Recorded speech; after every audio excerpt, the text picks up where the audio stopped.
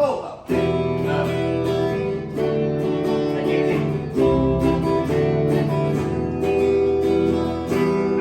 ี่ยวไปตามตะวัน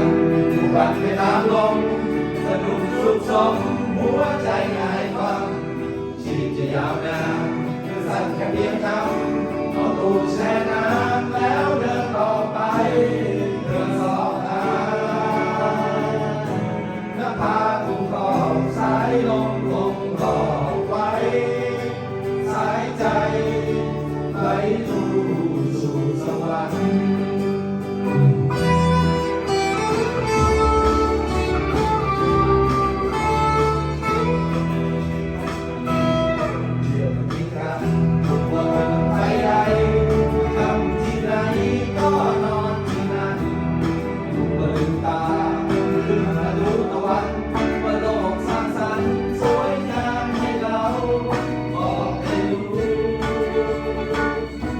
ไม่ดูความจริงที่คืนเพื่อสู่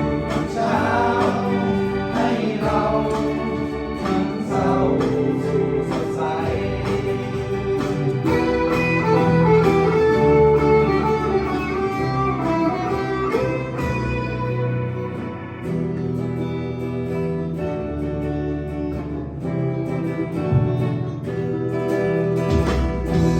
โลกให้ลายา